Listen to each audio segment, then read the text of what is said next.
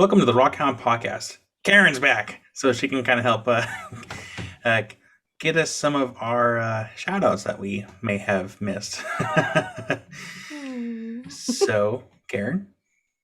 Hey, I'm Karen from Ozone Adventures out here on the glorious Oregon coast. And thank you guys for tuning in tonight. Warm welcome to all of you who are tuning in for the first time, or those of you who have been, I think, watching every single time. There's some names on our shouts that I'm gonna have to go back through and see if you've watched every single one. So thank you all.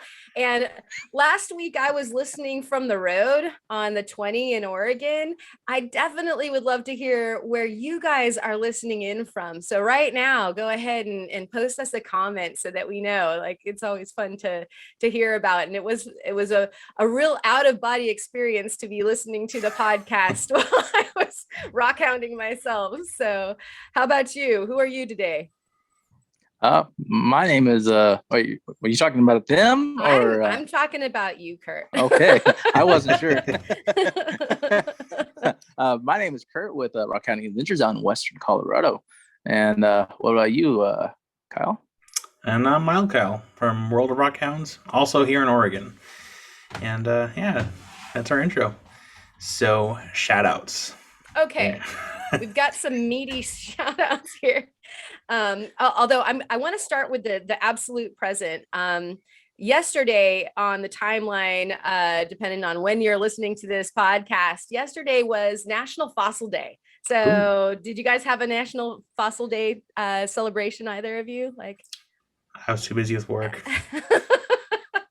All right. I played with amber fossils all day and Ammonites. So I think I celebrated for all of us, but I did want to give a shout out. Yeah, it was the very least I could do for you, Kurt. So there's a channel belonging to the Alf Museum of Paleontology, who actually is celebrating the museum collections of other museums virtually for the National Fossil Day. And so yesterday they had the John Day Museum on for their virtual tour, which was exquisite. Go check that out. Today was the Badlands. And I'm not sure who they're going to have on tomorrow, but they're having a sequence of live streams from the museums, and they're opening the drawers and showing off the fossils. That's cool. Yeah. So I totally nerded hard today. And so go check that out. That was the Alf Museum of Paleontology. They have a channel, and tell them that the Rockhound Podcast sent you, and maybe we'll have them on. So yeah, it'd be really cool. There might be some ulterior motives to me shouting right there. Okay, so great rabbit hole to go down for all of you guys listening right now. And we'll leave a link down in the description for y'all. Okay, now back to the podcast in real time here. Dustin Finds Rocks, Rookie Rock County, aka Jesse, and Ragnar Rocks were all happy to see Tyler on the show and would love to see the Geode Cracker and Collector back on soon. So I think that we can acquiesce to that request. Would you say? Mm-hmm, definitely. Super fun. Maybe he'll bring on the big cracker and we can do something live. Maybe if he does have a ghost, maybe we can have the ghost back on too. Oh, that's right. Oh yeah. Somebody actually mentioned that who was it? It was Bear or something. Number one Catfish Miller was the one. It was the Catfish Hunter. Reported that there was a haunted metal door sound crack or something. And yeah, we got that part figured out. Did anybody check that out? We got to figure it out. It was Tyler. Oh, it was when he was doing what happened, he was talking, he was under his breath, he's like, oh man, and then he started talking. That's great. Okay, so we can cancel Ghost Hunters. Is that okay? At least for now. Bummer. Yeah. Okay. Not that I want a haunted podcast or anything. Okay, so we have the Unverified Bear. That's who you were thinking of, I think, Kurt. Yeah. He was checking in from London. sending all the love, and so love back at you, Bear. Michelle, who is one of those people who I think she has been watching since the very beginning. Thanks, Michelle. She was saying that she was going out to check out her local gem show. And so I want to know, Michelle, did you get some good stuff? Do you have some stuff for the show and tell from there? And also, hey, you guys, go to your local gem shows. Support those guys. It's been hard through COVID. Yep. So, yeah, good on you, Michelle, and all y'all that are going out to the gem shows. I miss it. Crawdad and Rusty, whom you also just mentioned, they were he was talking about commiserating about our tripod situation. Remember how we were all having our own. Yeah, I'm still dealing with broken broom handle. Old broom handle Bob is still a problem for you. He was talking about having made a custom monopod for shooting in the field. I am intrigued. And so, hey, Crada and Rusty, whichever one of you was the one that made the tripod. Is it Rusty? Is it Crada? Can you send us a picture over at the rockhoundroundtable@gmail.com so that we can see, and maybe we can even share it for your show and tell if you'd like. That'd be cool. Yeah, because now I gotta see it. Same here. You can't tease us like that. Okay, and then of course everyone else, that we're looking for the next show and tells for the next show and tell, and so we'll throw the link down in the description for the email. Send us your good picks and your good stories. I'm definitely up for a good juicy story here. And New Zealand Rocks Down Under suggests not bringing your UV light into the bathroom. Don't do it. Yeah, I made that mistake. It's not even so much the bathroom. It's literally anywhere that you've had chemicals. Like kitchen sink, like those places too. Yeah, anywhere. I mean, those lights will reveal things everything about your house that you did not know. Yeah. Like, yeah. I was going to go somewhere else, but I'm just going to leave it at that. Okay. We so appreciate that bit of wisdom, an early word of wisdom from New Zealand Rocks Down Under. Thank you. And let's see, Michael suggested always keeping rocks in your pockets. We were talking about having that lucky rock to pull out when you run into a subscriber or somebody who recognizes you, what have you. I think that was your story, right, Kyle? Yeah. I ran into a couple subscribers, so I need to start keeping rocks at the ready, just in case. That is like such a good idea. Yeah, it's a great idea. And then I actually have a question on a piggyback from Michael there. What do you guys think about cards for channels? Like, I know that there's the rock thing so that you can, throw some good stuff in the direction of your subscribers or somebody that you meet. But I also have heard of people like having cards. What do you think of that? I have cards. Like business cards? Mm-hmm. I got business cards for I have business cards for my Facebook groups and for my channel, just in case, because I taught a couple classes and I told them, hey, I have more information on my channel, and a lot of times I'll show steps on how to do stuff. So if you forget something, go to my channel, check it out. Oh, sorry.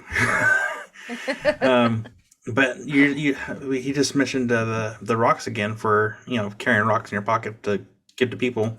You can always figure out a way to combine the two and just customize like business cards that have like a hollowed out center, and you can just like tape the rock to the inside of that hole, and so you're giving them a card and a rock at the same time. There you go. Is that a word of That's wisdom? cool. A hound hack? What? I mean, that's awesome. Like, okay. I literally just thought of that like as he brought up the rocks. I'm like, that'd be kind of a cool idea. So I'm gonna do a little doodle right here until he's doing the engineering now during the podcast. Done. Very cool. I love the idea. Thank you, Michael. And yeah, I think that it's kind of cool. I met somebody out at Graveyard Point, and neither of us had anything to give each other. So That's one of the perfect things that why I want cards whenever you're out hounding and you meet someone, you can give them your card and it has all your information on it. So that way, if you don't have service, you can't see each other, a text message or whatnot. So. Yeah. That was exactly the misery there. And I mean, he was way more interesting than me. Like, I wanted his information. And I was like, do you have a scrap of something? I mean, we're like literally out in the field, and like there, like we could have chiseled, with your rock hammer into like a stone. You could have done too is I think sometimes some people have a hard time remembering names. So you can always like throw out like, hey, Rockhound Podcast, look it up really quick. My contact information is there. I think I did mention the Rockhound Podcast and that we were the onlyest one in the world. So if he searches that, hey. Which is still kind of baffling because I thought for sure that we had the Rockhound Podcast at gmail.com. And it bugs me. It really bugs me because I'm pretty sure somebody is getting a windfall of the email. Whoever else has that. And the only thing I could think of is I think there's a sport name, or oh my gosh, like a baseball team name that I think they're called the Rockhounds.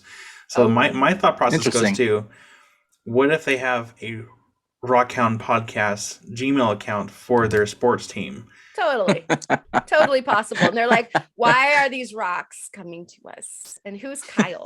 Yeah. I tried to email that same email like, hey, if you're not like a rock person, could you send us those photos that we probably got? That'd be great. Haven't heard back. You get like 120 forwarded, Either that or like I did set up the email and I just forgot the password and the safety phone number I put on there. That's what we're being haunted by. Yeah, probably. The email. Anyways, okay, so that was the week before last. On to next week or last week. Yep. First, it was weird, like I said, watching the podcast as a viewer, but great job, fellas. Like, that was super entertaining. And I missed all y'all, but a bunch of, as far as you viewers go, and a bunch of you actually like, hey, are you okay? Like, where are you? And so it was nice getting a little bit of feedback. So I missed you and I love y'all. Thank you. Dustin, Greek Explorers, Hasu, Andre, who's I think also been along since the very, very beginning, and perhaps Julie as well. They all dug it. And Michelle was happy to see Theo back. And he'll be back next week, because you probably already noticed at this point that there is a lack of like one of those squares down there for him. And so he'll be back next week. And she's checking in from Ontario, Canada, as always. Rock and Road Rockhounding agreed about the rock shed and the awesomeness. Have you guys been out to that? Like, has anybody else? That sounds like I got to put a pin in the map. Like, if I go up there, I'm definitely going to hit that rock shed. I've ordered from them. I haven't even left the West Coast. All right. Well, we're all going to have to, eventually make our way up there. Yeah. Go rock hounding and apparently lose all your money in the rock shop. Kevin wanted to know where to get Theo's stuff. And so, isn't it his Etsy store? Yeah, it's his Etsy store. We can link it down in the description. Yeah. So that way you can find it. All right. Thank you, Kevin. Check it. It's in the description. Thanks for asking. And the rock and roll Rockhound was out playing gigs. And Kurt, did you check out his music? Yeah, it's I can't remember the songs that he was playing, but they're cover songs, but he sounded really good. If you guys haven't checked him out, I'd check him out. I can't remember the channel name that he said it was. Do you have it? It was a bone something, wasn't it? Bone. It was. He'll let us know. Yeah. Help I don't have it us. on top of my head. Hey, rock and roll Rockhound, if you're listening, go ahead and help us out with that link again so that we can make sure that we listen to your music and that everybody else out there is listening to your music when you can't be listening to us. So thanks for that. I hope I didn't miss anything, but I think that those are the shouts. All right. Thank you for the damage. Thank you. Damage control. Right. See what happens when you leave us in charge. Yeah. It's literally like a last minute scramble of checking the live chat from the previous episode and comments like, all right, no, what do we miss? What do we miss? We have like 2 minutes to get this put together. Oh. Right. And there's like an hour of comments to scroll through. Yeah. So, Yep. thank you, Karen. And I hope everyone else can also appreciate the hard work that you do. No worries. It's fun. Thanks, you guys, of course, for watching. We really value the fact that you guys are along with us every week. Speaking of awesome things, we should have our community tab unlocked here soon because YouTube had decided to help out the smaller channels that have less than 1,000 subscribers. Because before you had to have 1,000 in order to unlock the community tab, so you can post updates, post pictures, polls, whatever it might be. Now their new standard is 500, and since we're past that, we should have that feature unlocked here soon, so we can post people's pictures of their show and tell after the fact we did our podcast. We can do polls, we can do updates, stuff like that. So we can tell you who we're going to have on next, so you don't miss it. Yep. Oh, yes. It'll be exciting. Yes. We'll keep no secrets from you. So we are really looking forward to that feature.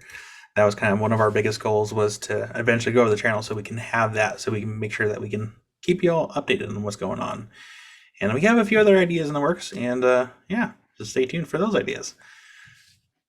Anyways, how is your guys' weeks, current projects, future projects, etc.? Karen? All right. I'll hold the trip report for a little bit later. So I'll consolidate that into a conglomeration. This week has been, instead of just being back from the trip, I got a box of amber from Yerrick, and it sat at the mail, at United States Postal there while I was touring around, and so I could barely, and then it was a holiday the day that I got back, and so I couldn't even get it then. I was like, went to the post office and there's crickets chirping there, and so I finally got my box, and I have so much other stuff that I'm supposed to be doing, but I could not help myself and I got into it, and so that's quite the rabbit hole. Thank you so much, Yerrick from Amberscape. And Kyle, dude, you rocked the killer video already from that. Yeah, I still need to practice on the polishing part, but it's definitely interesting to learn how to work with amber. That was a learning curve. So are you now an amber huffer like myself? I mean, can I smell the prehistoric like pine trees? Yeah. Yeah, so I don't know what it is, and Yerrick, if you are watching this, if you did wear cologne when you're boxing it up, I need to know what brand it is because it smells good. If you're not wearing, if you weren't wearing cologne, that's great. The amber smells great when you open the box. Yeah, I should be interested to know what the answer is to that. Although, yeah, I just can't believe how good that smells. I started in on polishing and I was like, oh my gosh, like I don't want to stop. I'm addicted. Okay. And then let's see, I dropped the video of one of the places that we stopped on the trip. We found some Ammonites. And so that video is out already. I had to hurry up and get that one done because that was an absolute blast. And so that's what I'm going to be showing off for my show and tell this week. And my husband is actually on his way back right now from going back out east to pick up something for me that I had to leave behind. And so that is a big fat surprise. Big rock. And he went all the way out to the border of Oregon and Idaho to go get this thing for me. You know what it's called? That's called true love. It's gotta be. Although he did get to go fishing and go back to the hot springs and stuff like that. So that sounds nice. Yeah, I was a little jelly. Like, wait, like, why am I not going out too? All right, and so there's that, and let's see. Oh, and then there's another surprise thing that I have to be working on, like absolutely, like 24/7 for the next couple weeks. And that's also going to be a surprise, but you'll all know about that very soon as well. And so many surprises, so many projects. How about you, Kurt? Well, for I guess the past week, I just put out a video where I was polishing fluorite by hand. I took a piece of like raw fluorite, like this little beauty gem right here, and then turned it into something like this with some sandpaper, and that was a lot of fun. And besides the video, I got out on a lot of really cool hikes and saw some really beautiful fall colors before this cold front that's moving through right now. It's destroying the fall colors and so forth. You know what I mean? Are you guys getting the snow too? Or is yes. it just Theo? Oh, you guys got snow too. Yeah, we all the like peaks around here have snow on the around the top and so forth. But I haven't seen any snow like down here. It melts before it hits the ground over here where we are. But it's beautiful, but saddening at the same time because I'm not ready for winter. It's a little too early for the cold. I think it's like 30 degrees outside, and ooh.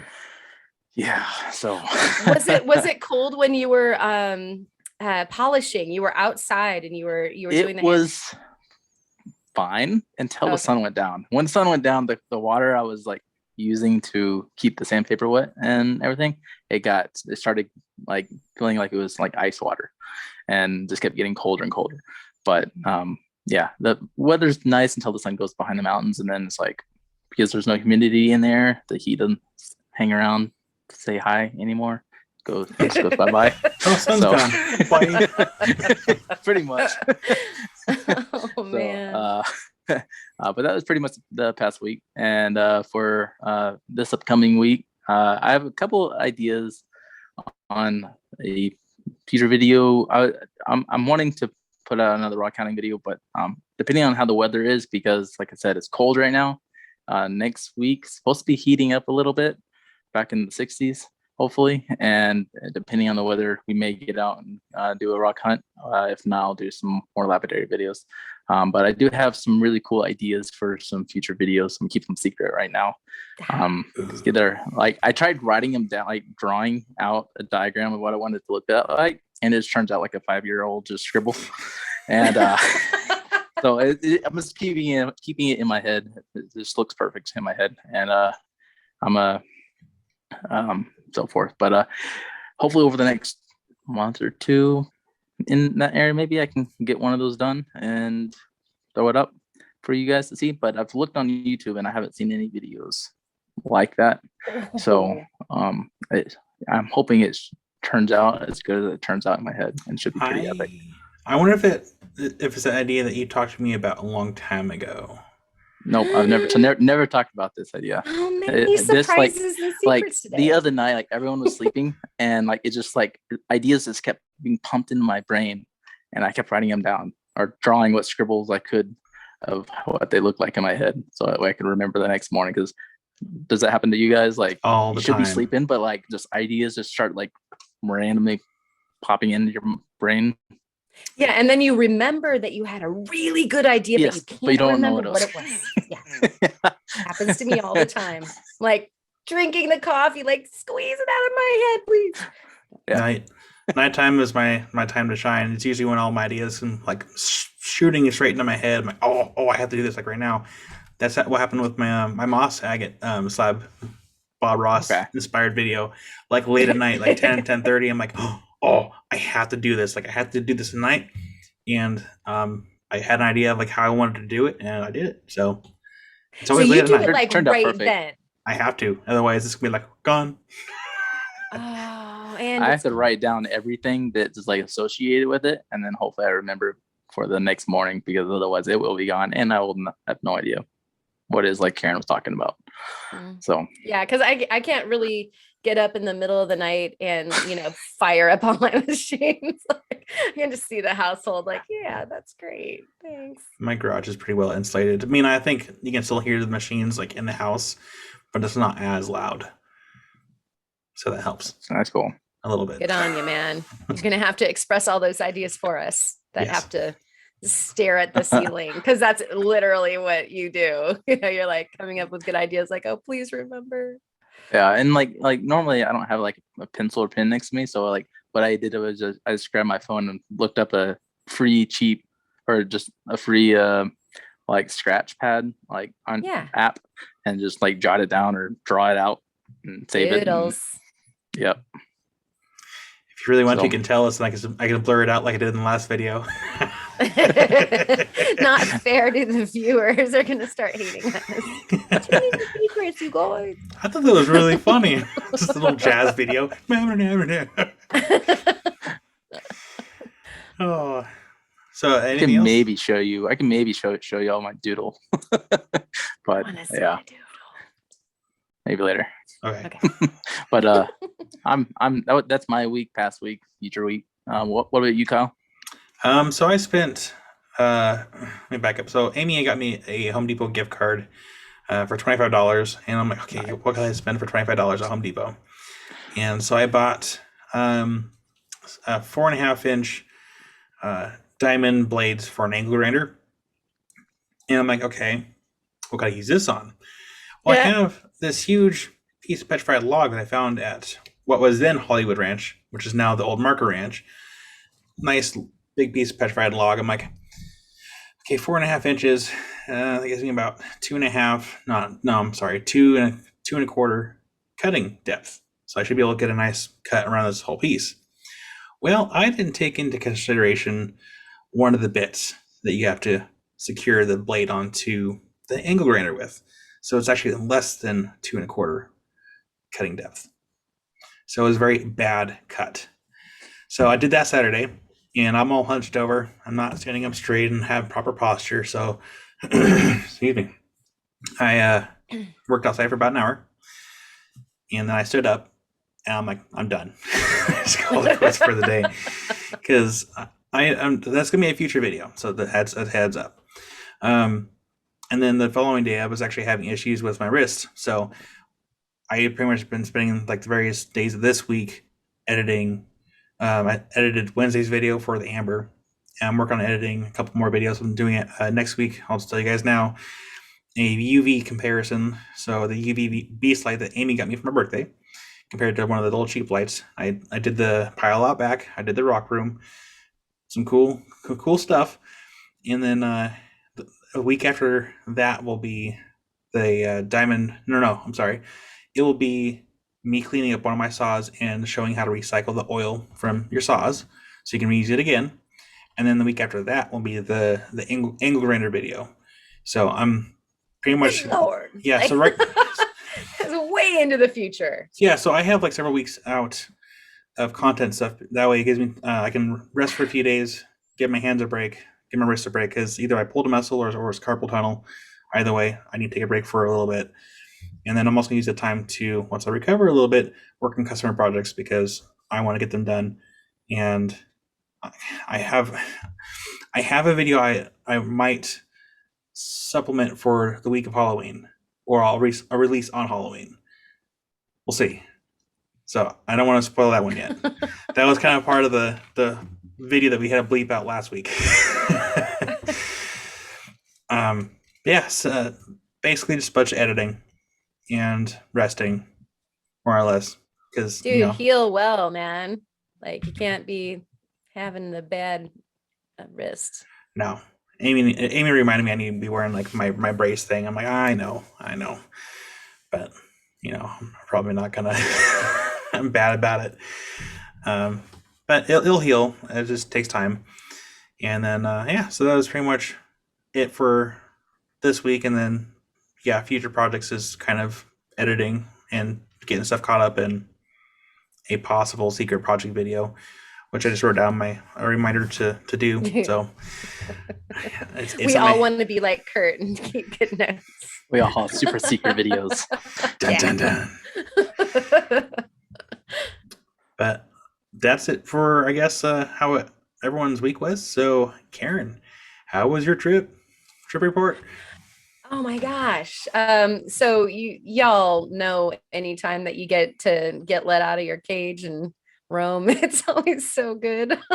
So yeah, we headed out east, and we didn't know exactly where we were going to go because we typically always have to change our plans anyway because of fires, rain, other, snow, whatever is happening in a neighborhood near you.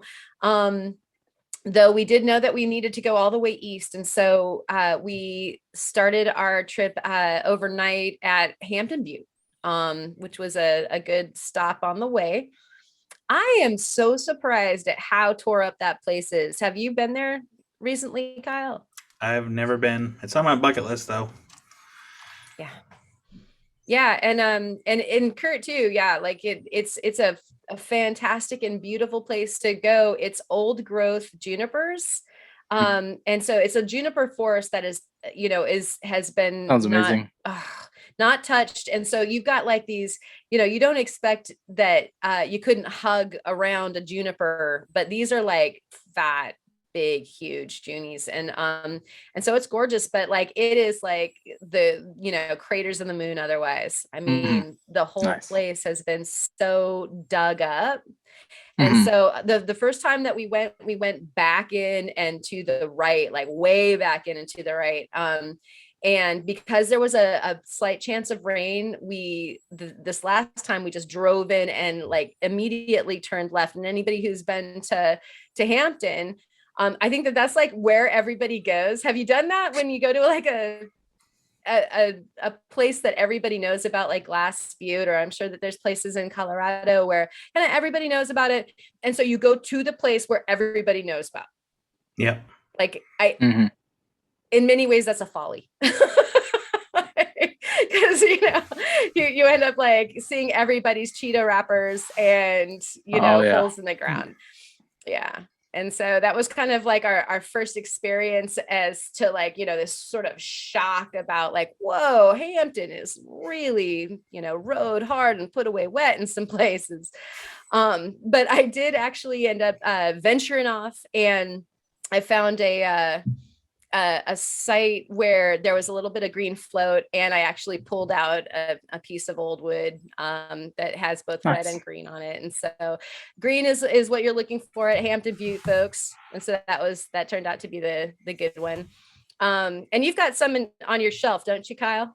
I have a small round on my shelf. I might have two small rounds. I think I know one for sure. And then I have like a bunch out in the pile out back. Like, wow. I had to do some research on it. I know, like, I think small pieces are pretty easy to find out there, but I think large pieces might be harder to find. And so I have several larger pieces in the back pile that I just, assuming that the prices are right online, I guess it goes for a pretty penny. So I'm just kind of holding on to it. And pretty penny. Yeah. Yeah. I didn't realize it. Yeah. I mean, that and the Larson, Larsenite, or the Gary Green that's down in, the McDermott area. That's kind of that's the greens. Like that's what everybody wants. And it's not bad. Like I think there's only like a 2-foot overburden. And so you can get to it pretty quick, but you pretty much have to dig if you're looking for any kind of large specimens. And I was kind of so like freaked out about all the dig holes that I mostly like filled things in, dorking out pretty hard. And I was like, okay. I only dug, I dug, I think 3 holes that were pretty shallow, and I filled them all in, and I found, some smaller stuff, but the chunk that I pulled out was about this big, and it might be around. I'm kind of hoping that it is. I haven't cleaned it off yet. It's still got mud on it. And so then we headed out to Sucker Creek. And any of you that have been out that way, you can go to the campsite, and then you can kind of venture off on the trail that goes out of the campsite. And there's some really cool, like mostly like thunder egg guts that you can find, the rhyolites worn away, and you just literally have the stomach of the thunder egg or the yolk. Yeah, the cores. Those are my favorite. It's kind of like just the cream filling in the Oreo cookie or whatever, like, just cheating. And so there's some of that out there. And then we went out actually south and west of that, in between Sucker Creek and the Oahe Reservoir. You can find a bunch of the pictured jasper and stuff like that out there. And again, we got like this like rain warning. And so you laugh. And so, yeah, we didn't get to actually go to the destination that I had planned on out at the Sucker Creek area, but we did find some stuff. And so, of course, there's going to be videos for both those. Out to Graveyard Point after that, because those are literally like next door to each other, and you can't go to one without going to the other. I think, if you're traveling from anywhere, like this is a double down situation. And Graveyard is the plume agate. Sucker Creek, like I said, you can find the picture jasper, thunder eggs, jasper, agate. Like it's kind of like an all sorts like menu of like a buffet that you could just eat anything that you wanted to at. Graveyard Point, really good plume agate there. I had the privilege to go and check out somebody's claim, and so that was an incredible treat. Yeah.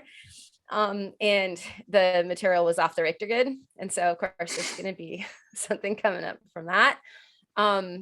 Yeah. And then we were sleeping. I showed off the bus. We didn't get to glamp this time. We did not take the bus. We took the taco, our Tacoma, with a trailer to pick up the massive thing that we didn't get, that Steve is out getting right now. So we were tent camping, and I haven't done this for a while. Like it was kind of like going back to the good old days, like rustic camping. And there we are in our tent, and I'm having a Kurt moment where I'm like having all these ideas, because like my eyes have been on rocks all day, and I'm like, unable to suppress ideas. And literally like a raindrop, like boop, boop, boop. Because the very top of the tent has that like mesh for breathing, and I'm like, oh my gosh, Steve, it's raining. And anybody who's been out in Graveyard knows that you don't want to get stuck out in Graveyard. This is the desert. How many times does it rain in the desert every year? And it's following us. Yeah. At least the rocks are washed off. Oh, there you go. You can see them. Yeah, I did catch that comment on the podcast last week. So yeah, this it turned out to be 3 a.m. and we had to break entire camp and get rolling out of there, because cake batter is no good for it's like the Tacoma would not be happy, but our trailer would definitely not be happy. And so we ended up sleeping that morning in like, those weird crunched, like sleeping in a truck position. And so that was ridiculous. And so the next day we decided that we needed to travel to a hot springs. So we went to the Gentura Hot Springs. Wow. Great location that is. I found a piece of mahogany obsidian, probably from somebody else who was soaking and washing their rocks at the same time. Multi-purpose. Yeah. There you go. It was an absolute non sequitur. There's no way that somebody like found, or that I did not find that there. It was definitely brought there by somebody else. But thanks for that beautiful piece of mahogany obsidian. And nearby is the Warm Springs Reservoir, so we drove out there to go and there's like this huge loop that you can go on, and I hadn't been down there in there's some pretty good rumors about some good stuff down there. That's when the video that I sent you, that's that torrent. Okay. Yeah. That was there. Beautiful sunset afterwards. But then like we literally on that loop, we had to turn around. I can't remember how far we were in, like 7 miles or something like that. And we had to turn around and go back out. And we barely made it. You know, those times when, you know, the mud is so thick on your tire, it's just like darn close to the wheel wells. And you're just going like, we so almost did not get out of there. Although, you know, have you guys ever been stuck in a place where you could rock hound? Yep. No, I haven't. No. Yep. I haven't had Was that. it good? I haven't had that fortune. Was it a good experience for you, Kurt? Well, I went rock hounding first, and then when I tried leaving, I was stuck. I remember that one. Yeah. I found a lot of cool brecciated agate and jasper at that location, just west of Rifle, Colorado. But not like I've seen people park down in this like area before, and I went on the wrong day and parked there on the wrong day. It was I got there and it was nice and dry, and that's why I went down there. But while I was there, it was sprinkling, and because I was on a pretty steep incline to like drive out, I couldn't get out. I was just I tried going up, and then it started sliding sideways, and then I was like, No. yeah. So then I reversed it, turned around, I tried going out a different direction, and my tires were moving, but I wasn't moving clearly. And so I started calling family and trying to find someone to help, but no one had a vehicle efficient enough to pull me out of that location. So I had to call a tow truck. But yeah, fun experience. That's not the romantic experience that one would want if you got mired someplace where you could rock hound. You know, like you want to like get stuck maybe back at Glass Butte, you know, where, okay, so you have plenty of food, you have plenty of water, and you're stuck, and now all you can do is rock hound. Like, that's the life right there. that would be a good gig. I mean, you know, like there's no way for you to get out if you have to miss work or something like that. You know, you were stuck. It's kind of like being snowed in, right? Pretty much. Yeah. And so we made it. And so we decided that we needed to go someplace where it wasn't supposed to rain anymore. Down in the Warm Springs area, I did find some oolitic rhyolite that was amazing, and some really trippy agate. And so that'll be coming up on something. And then we headed north into the Ochocos, because Ochoco hadn't been to the Ochocos, and we thought that would be appropriate for little guy. And yeah, and that's where we encountered the Ammonites. Nice. Cool. Sound That's like awesome. aliens, but actually we were the one abducting them. Yeah, that was great. Now I'll show you some of the spoils on the show and tell, and then of course, like I said, there's a video out for that. And then I'm going backwards in time. I'll be hitting the other spots when inspiration strikes. And there was a little bit of fall color like that showed up in the video, but Kurt, man, like it sounds like Colorado was really, really gorgeous. It was lit up. I don't know how it's lit up right now after these strong winds we've been getting and the cold moving in. But before, yeah, it was like beautiful oranges, reds, like it kind of like have y'all ever seen Vermont in the fall time? Vermont is probably like all time like best fall foliage area to like go and check out. But like Colorado is like the next step down from that. It's super beautiful when you go down into like the Gunnison over into like the Grand Mesa along Marble and all those places. Very beautiful areas. I'll send y'all some photos so y'all can see. Yeah. So yeah. Do it. You know, we'll do.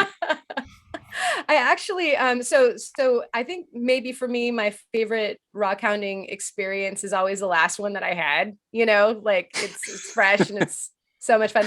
But I wanted to ask you guys, I wanted to turn the question on you. What was your favorite all-time rock hounding experience and why? Like, what about you, Kurt? I guess mine. I haven't really gone out like on a specific trip, like across multiple areas specifically for rock hounding.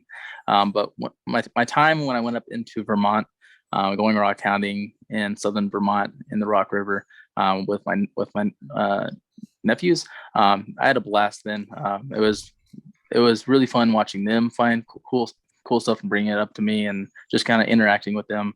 And I try to go out once or twice every week, and we'd always come back with some massive like smoky quartz or clusters of like garnets with muscovite with some smoky quartz, citrine quartz. It was just like so much mineralization happening in that river.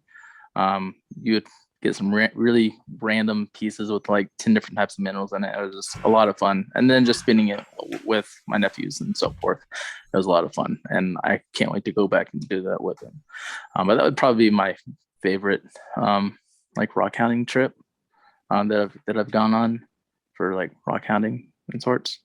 So it's interesting how sometimes it's not necessarily even the material that you're getting, but like the people that you're with and where you are, the location, like how magical that is. Yeah, I got a lot of memories from my like my nephew. Like I was always wearing sandals, but my nephew got a big kick out of grabbing my sandals and tossing it in the stream. And then when it would go past me, he would call out my name, say my sandals are in the creek washing down, and I'd have to jump up and go and chase him. He did that to me a lot. You sound like a good sport as well. Yeah, it was fun. He even did that when it was like the water was icy and like snowy. He'd throw my shoe into the river, and yeah, fun times. So that's where you get the conditioning, because I've seen you do that. yeah, on your own. Yes. Yeah, it's because of there.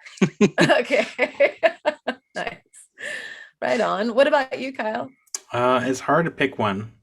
Yeah. Because honestly, as long as I'm out and I find cool stuff, like it'll be deemed as like a favorite rock county trip.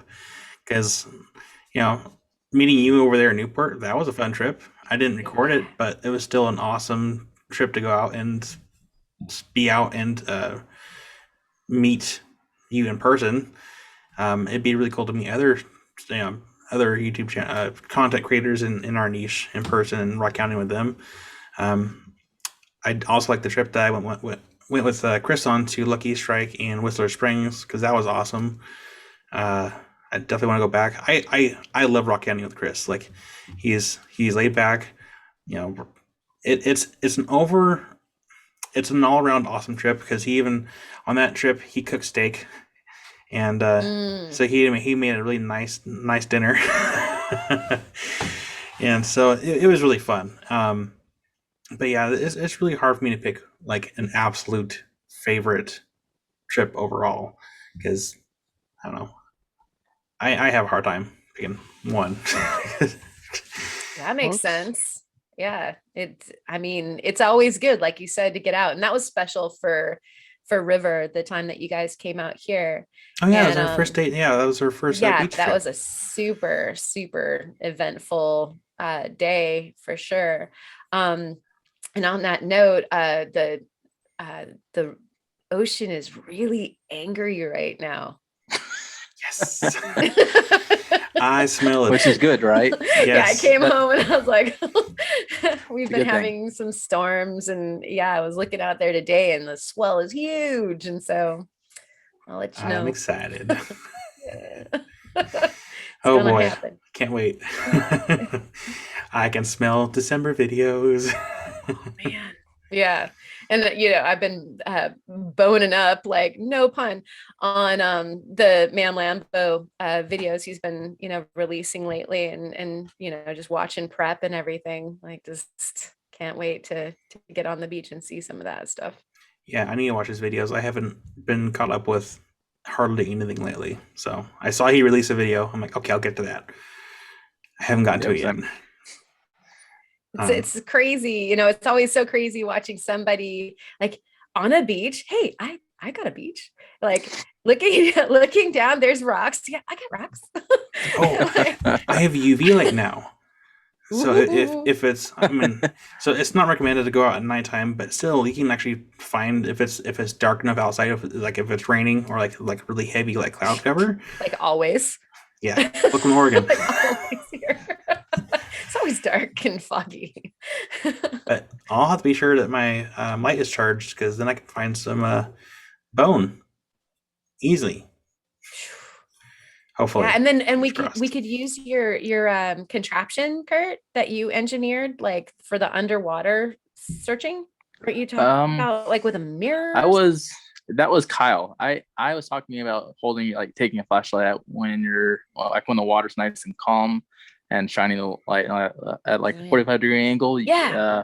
Agates and jaspers and flint will kind of catch the reflection and show it's where you know what to pick up. And then Kyle mentioned that you can get like a PVC pipe and put like a mirror or something in, right, Kyle? Yeah, that way the light would shine down, bounce off the mirror, and go underneath the water surface. That way you're not getting the surface water reflection, getting in your way. Yeah. So that was like a Kyle or curl moment. Like it's put you I think guys Kyle together. sounds cooler. There you go. Yeah, I agree with that. All right. Sorry. Curled. Oh. Anyways. Anything else to add on your trip? Oh no. I think totally done with that. Yeah, we're past that. Oh, yeah. We're rambling on into like hound hacks or something. Okay, that works. Whatever's next. Hound hacks.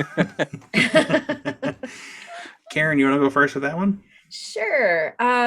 So mine is a very simple tool that I actually have from jewelry, and it is just a very, very sharp. That's funny. I couldn't find it while I was looking at myself.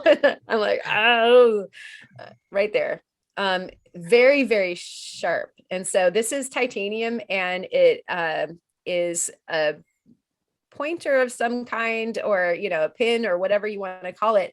But this is it's actually colored because I use it for soldering. Like I'll place my solder, and if I need to move pieces like actually in one of my last videos, I needed to move a piece back into place. And so I'm like using it then.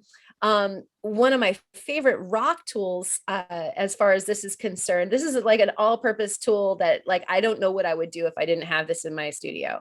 You can like dig stuff out of rocks with this teeny weeny little pointer. So if you need to get debris out of your druzy or what have you, then you can go and like kind of excavate things, because this is so sharp that if I drop it, whatever surface it will like stick into and stick. Like it has. That's crazy. I know this because I've done it. It like sticks in the carpet, sticks in my hardwood floors. It will stick into skin. And so it's super cool to have along. And then also when you get to doing some actual rock prep, be it like the fish from Warfield, or if it's shells from here, or the mammal bones. I've got the Ammonites that I'm working on.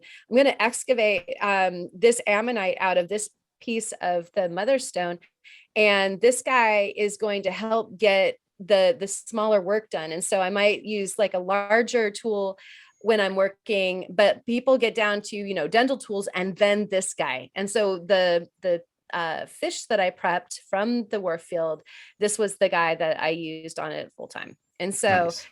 It's just a cool, like, how many times do you think, like, if I only had something that was really small that I could just get in there with it, and they're cheap. I mean, I got this one at Rio Grande. I'm not affiliated. So, I don't mind throwing that out there. They come in a 3-pack. And so you can lose 2 or give them away. Still have one left. Right? Because you're going to. So anyways, like I'll leave a description, the info for in the description so that you know what that is. But yeah, that's my hack. Gotta have one of those. Nice. You want to go first, Kyle? Or you I'll go first. You want me to? I can go first. Okay. So, as you saw in my Amber video, I used a very powerful magnifying glass to look at the bugs, and all it is, it's a piece of an old telescope. What? And I don't remember exactly how I came across it, but I've had this since middle school, so like 20 years. That's crazy. It's even crazy. It's like that's 20 years ago. So you pretty much like it's traveled around with you in your pocket at times, and just I mean, if I'm going like out on an adventure, like I'll make sure to have like its own pouch so it doesn't get scratched up or anything. But this is a super nice tool to have, and it's been helpful, and especially with the Amber, I can see the bugs up close. Yeah. And it even works for taking video and taking pictures. So that was cool, since I don't have a really nifty telescope or microscope like Karen or Jared.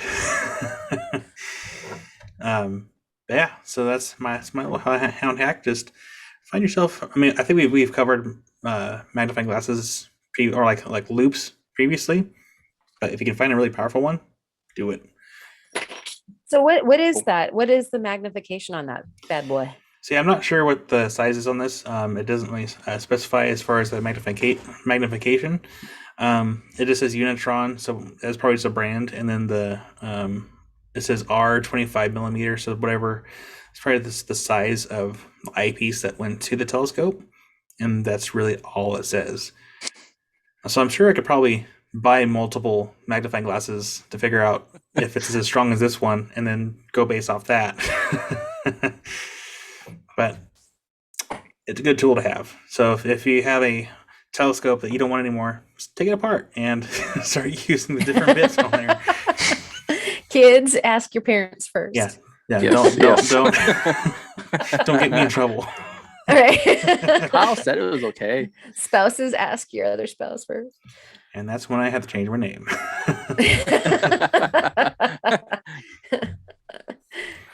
So, Kurt, what is your hound hack? Whenever you go out rock hunting and you think you have to have like a rock pick or a hammer or something, you don't. If there's a stone in the ground and you need to dig it out, and you don't have any tools, just grab another sharp rock or another rock and start just hacking away at the dirt. That's what I used to use all the time back in Texas when I was hunting for arrowheads and artifacts and so forth. So rocks and sticks are great tools for digging. So that's my hound hack. It's what our rock hounding forefathers did. Yes. So is Caveman Exactly. Rockhound a YouTube channel? Because if not, it should be. Caveman Rockhound. It should. Use rock, no pick. Yes. There you go. Nice. I can see the logo now. Yeah. Oh, totally. Just all hunched over, just like smashing a rock. Yes. With another rock. Well, yeah. So, if you guys want to move into show and tell, Oh yeah, forgot about it. Karen, what you got? Never. Okay. Quick little look at the Ammonites. We came across some littles, and so this is one of them. I tossed that around on the social media, and these are what you end up finding the most out at this particular location. There's not that many locations in Oregon that you can find older specimens. This is Jurassic period, the snowshoe formation, and the basalt mostly like covered like a bunch of thick icing on a cake. You can't get to the cake in most of the places in Oregon. The Klamath area and the Blue Mountains are the two places that you can get access to some of the older rock. And so finding ammonites in Oregon is kind of weird. And so you find a lot of little guys. like this one that I had no, actually I didn't show this one off. I have to go ahead and excavate that one out too. You can see this like crazy breaks. These are in Books of Rock, kind of if you saw my leaf video, or any of you have been knocking into shale, or even at the Warfield, that's how you get into the fish, is you're knocking into it and you split it and you find something. This stuff was breaking like really chaotically, and so I like, talk about caveman action. Like I probably should have been going rock on rock. I was going pick on rock, and I was trying to use like the chisel and stuff like that, and no matter how precise I was trying to be, it was a wash. It was ugly.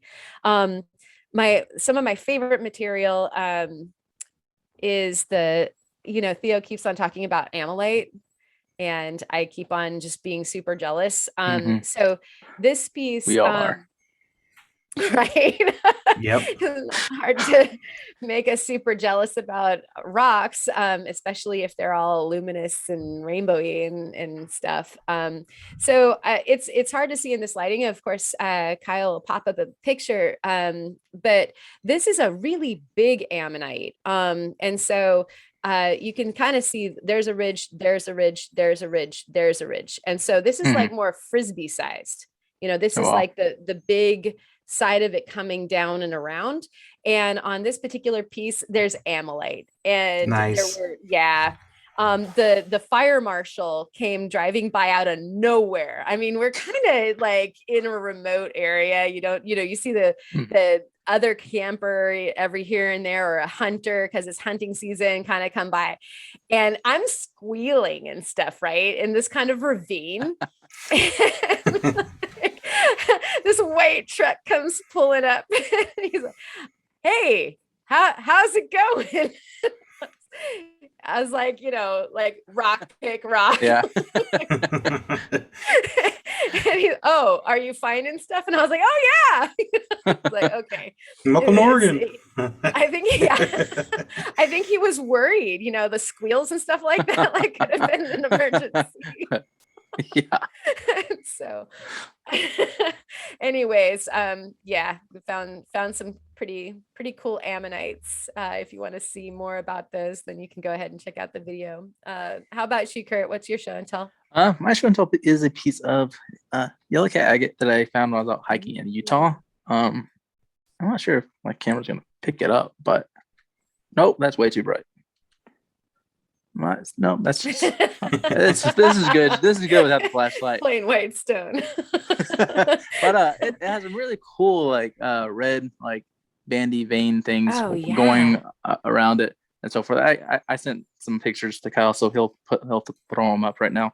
But it's a really beautiful piece of agate that I plan on doing something special in one of those future videos I was talking about earlier, that I have an idea with. So yeah, and that's me do a. Sorry. The yellow cat, for those of you that haven't been watching every single week, which I know there's a lot of them, but the yellow cat is petrified wood. It's agatized wood from the Morrison Formation, and in Utah, found around the Yellow Cat area. Yeah. Do you know how about old that is? How old it is? Give me 2 seconds. I can look it up. Lots of millions of years. It's very. I want to say. I feel like it's like around 150 million years old, but I could be wrong. So you can always I'd have to double check that. You can always text me that like after the podcast, and I can just put a little edit in. Yeah. That would be good. Yeah, that's about the same age as the Ammonites. They're about in that age group, but that's about as far back as we go, because then before that we were not accreted. I think that's about when we actually made landfall to the North American plate as a state. Oregon used to be out at sea. I see. Not kidding. Yeah. I see. Dad joke. Very subtle. Compulsory dad joke. Thank you. I don't think I did one last week. I don't think you did either. No, you didn't. You didn't. Oh man. Oh, shame. you dropped the ball. So I did. disorganized. See what happens when Karen leaves. Darn it. Everything is unorganized. I'm just here. I just edit the videos. Man, and yet I think I took chaos with me on my trip. So how does that work? Because you were gone. But I was with me. Oh man. So I guess did you have any more for your show and tell? That is the only one, I believe. I only have the pieces of fluorite, and yeah, that's the only one. Well, I guess I can show. I'll send you some pictures of the fluorite that I did from my video that I did. What is today? I did on Monday. this week has flown by so fast. It is insane. Yeah, like it feels like it should be Tuesday. Right. Yeah, it would be very useful if it was still Tuesday. Actually. Oh yes. Can we do that? Yeah. I need a rebate. So you did that piece of fluorite by hand, right? Yeah, I sanded it by hand using different grits of sandpaper. There's I know I think Agate did one, Rookie did a couple with like sandpaper. I think there's videos out there, but there's not a whole lot of videos, so I figured I'd just add to the bunch. Yeah, at some point I wouldn't mind doing something by hand, but I could probably do a piece of amber by hand. Yes. Oh, that might take a while. So I'll figure something out. I gotta wait for my hands to kind of recoup a little bit. What were you gonna say, Kurt? Oh, I was gonna say, whenever I was doing the video, and I kept talking about making sure you use soap and water between stages so you don't contaminate the stone or whatnot. But I wasn't even paying attention about I wasn't wiping off the bench. I was sitting on a bench, and there was old water around, and one of the subscribers left a comment saying my OCD was driving me crazy because you just kept swapping out the sandpaper, but you weren't washing the bench off. I saw that. You were kind of contaminated. I was like, oh my gosh, I was. But it's thank you, viewer. Yes. Thank you very much for bringing that to sight. But thankfully, there wasn't any contamination grit that was taking place, because there is, if you look closely at the stone, there is lots of little bitty lines, but it's not from the sandpaper or from the grit. It's from, I think, that are healed fractures whenever the stone was being formed or whatnot. But I think it's the original form marks from when the fluorite was cubical.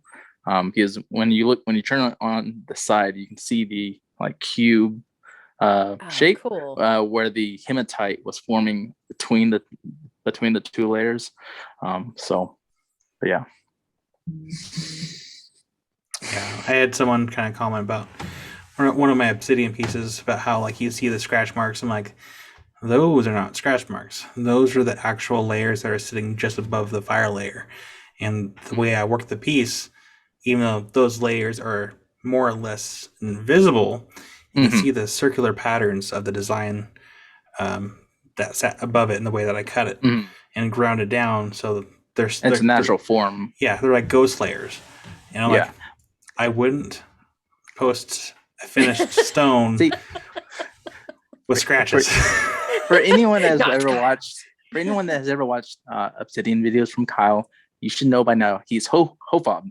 So he's not going to post anything or have anything with scratches in it. It's just impossible. Meanwhile, viewers are like, "What's a Hofob?" Google it. Yes. Do you care to explain? It is a Hofob is holder of fire obsidian. So that is Kyle. That's Kyle's nickname. My skin may be pale, but I'm immune to fire. Not the sunlight, just fire obsidian. Yeah. Yes. I guess that goes on to me for my show and tell. I also, like you guys saw my Wednesday video for Amber.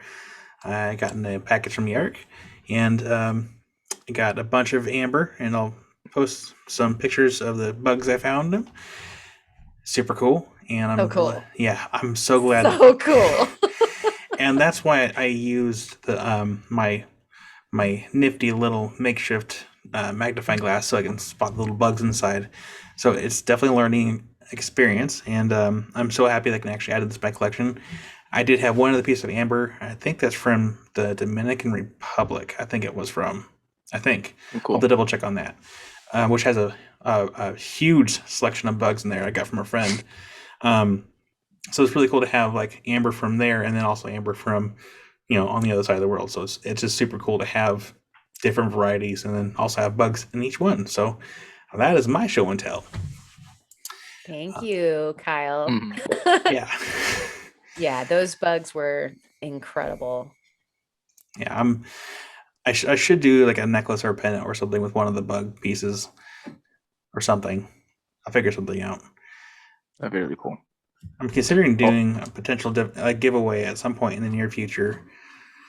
And so spoilers, I was really kind of on the fence about this, but spoilers, at some point I will be putting together a giveaway box, and I'm going to include a little bit of everything that I've gotten from all the other channels.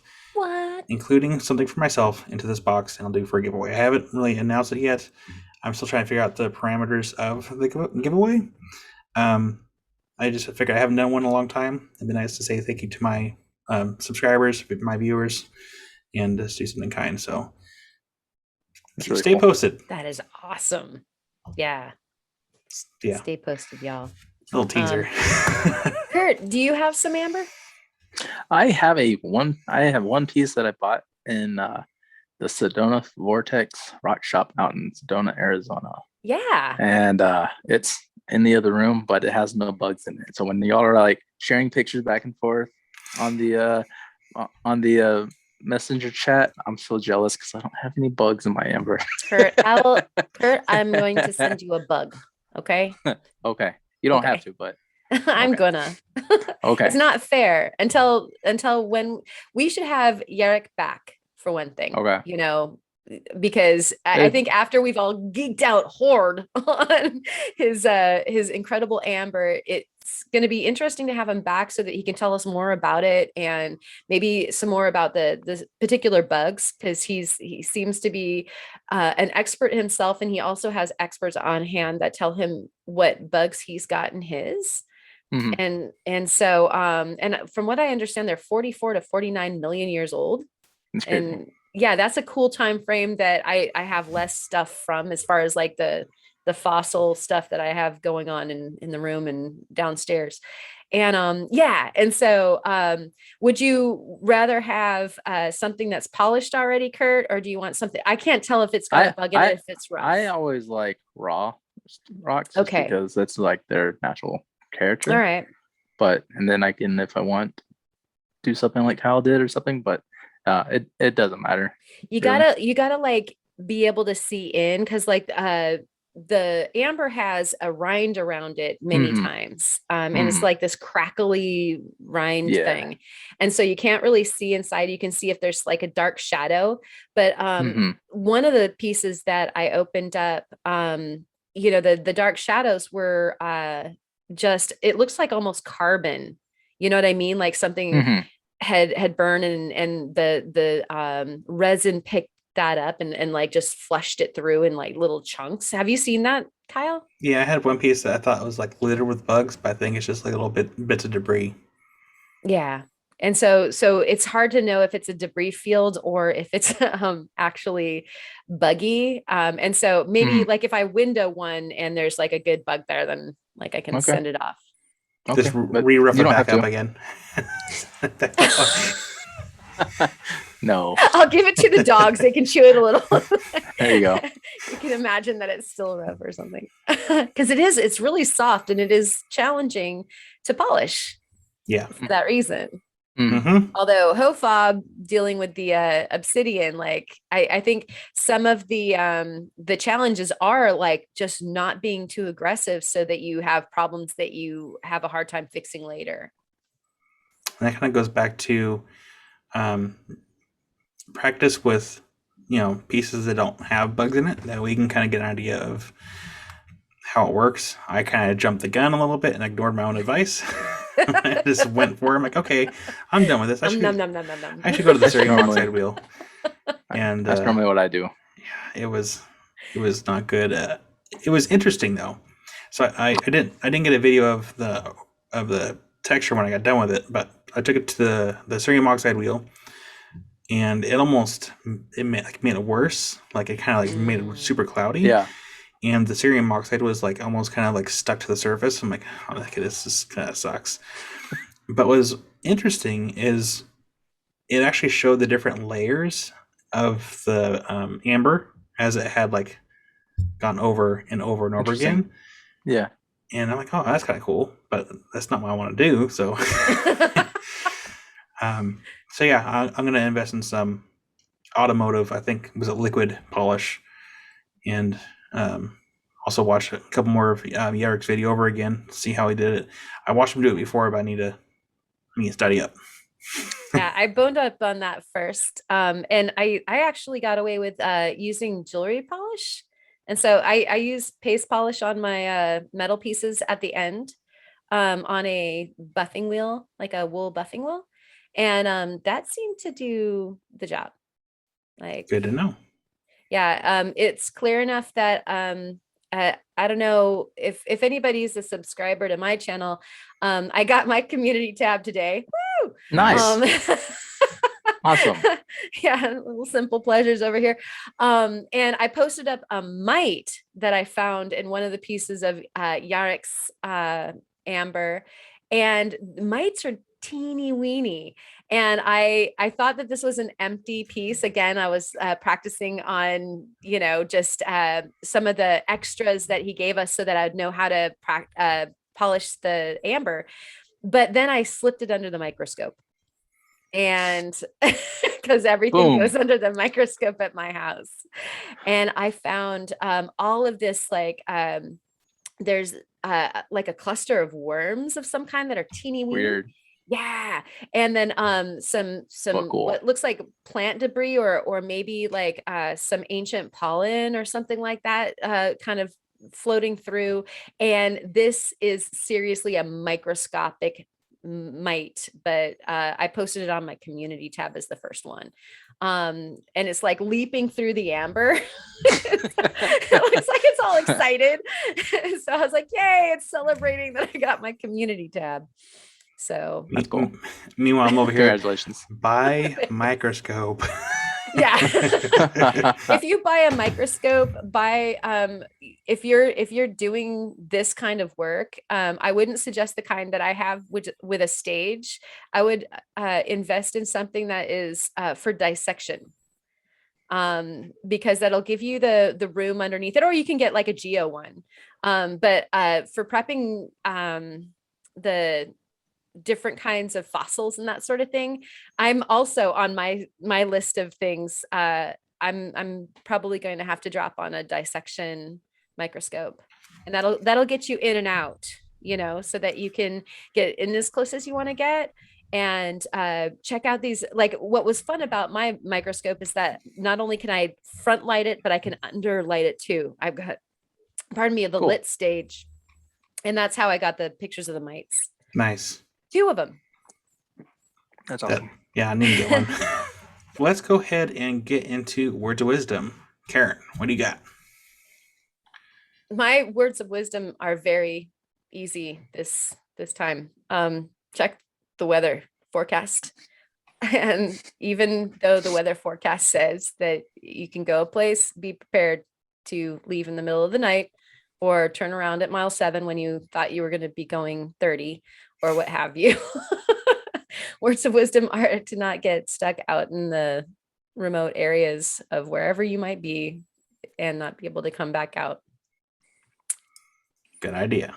Yes, very good. It's actually like it's actually like part of like what mine is. No So, way. Yeah. We've got so, like so like yours is perfect. And then like also if you're going out to rock hounding spots in the mountains or desert or wherever, and there's gonna be rain or snow, especially with the cold weather moving in, make sure to throw in an extra blanket, a pair of clothes, some food in case you get stuck and can't get out, and so way you don't freeze to death or run out of food or anything of the sort. So that's my words of wisdom. Kyle? That's actually pretty smart. Oh yeah. Plan ahead. That's not my words of wisdom, but it's just plan ahead. Yes. So mine is kind of, I guess, the black sheep right now. If you ever wanted to start a YouTube channel, my best advice is to start filming and just post it. Start somewhere. Start small. And the reason why I say that, I kind of was looking at my older videos, and like I fell back on my very first one, and it to me it's so cringe because it's like the lighting's awful. I'm very like stiff. I'm using the word a lot, and I'm like, okay, that's awful. But the thing is, just start posting and watch a lot of self-help videos on, how to grow your channel, how to improve, what you can do to actually improve on your content as far as like audio, lighting, how you're shooting your videos, and just post it. You just gotta start. And Just gotta do it. Yeah, and we always encourage people to start YouTube channels, because I know there's a lot of them that have started during the pandemic, because people want to get out and not be secluded in their house all the time. And for those that are watching that started a channel and kind of took a break because stuff kind of got into I wouldn't say normal period anymore, but with life coming back to somewhat ish normal, start doing your videos again. We like having this close knit community, and a lot of us kind of talk amongst each other, and we share ideas, and we do collaborations, and yeah. And also, if you do start a channel and you're on Facebook, shoot one of us a message, either here on the podcast or like Agate Dad, Rockhounding Life, Rookie Rockhounding. We're all part of this group on Facebook, and we can get you into it, so that way you can ask questions, and we can help you build your channel up. Yeah, group knowledge. It's a good thing. Can I add something really quick to your words of wisdom, Kyle? Absolutely. All right, that was awesome. There are so many new channels right now, and I mean, I would even consider myself one, because I've only been taking this seriously for about a year. And so there's a lot of growing channels, I guess is a better way to say it, but like literally, I mean, isn't Chris new, and Polly's new, and like there's some really new channels out there. It doesn't cost you a thing to like leave a thumbs up or leave a comment. If you've come across somebody's new channel and they're just, like they've got like 10 views, and you just happen to be there watching, give them a little, throw them a little something, because it literally, like if you had your own channel, like when you were building it, like how much that meant to you. And if you haven't got a channel, but you do love the content of what people are putting out, and you even if you stumble across somebody's brand new cringy thing, like give them a thumbs up, like, encourage them, like, we'll be looking forward to the next one or whatever. And so I don't know, like, yeah, because again, we're a community. We help each other. We're way more powerful with everybody. Yeah. Getting that comment or like or whatnot, it can make the biggest difference, and like push you to do better on your next video. So, or do the next video. I mean, some people they get so discouraged so fast. You're like, no, don't quit yet. This is the hard part. The start is usually the hardest.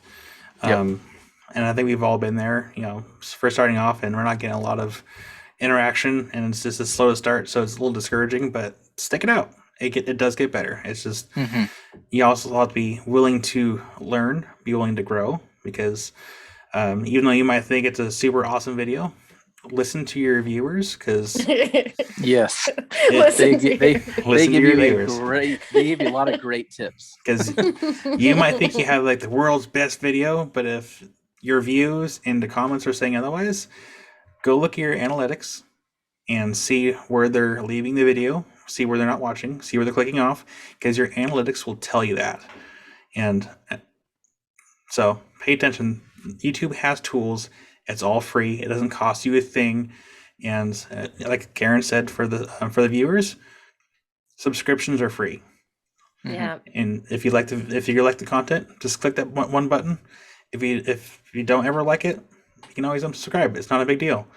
It's free. Free's good. Free's cool. Yeah. And your attention is the commodity actually. And so, if you've already, spent some time with that attention, you can let them know that you did, because otherwise we don't know, like we can watch our watch hours or how many views we've got. But like, if you actually leave a footprint where you've been, like, hey, there's a thumbs up there. Like that's Sorry. encouraging. I don't know if You're still here. Okay. It's good. So you're saying? That was it. Yeah. Oh. That was my thought. Well, in that case, let's go ahead and end on that happy note of, community.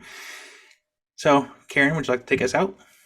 Sure. You guys, thank you so much again for joining us all the way to the end. And everybody who's in the chat, you know who you are. Thank you so much for being here and keeping it exciting in our the Nerd Club. And so make sure to send us your super cool finds and the stories that go with them to our email address that's in the description. And you guys get out there, have a great time rock hounding, or have a good time being inside if you're in the inclement weather watching rock hounding videos. Thank you so much. And we'll see you next time. Rock on. Peace out.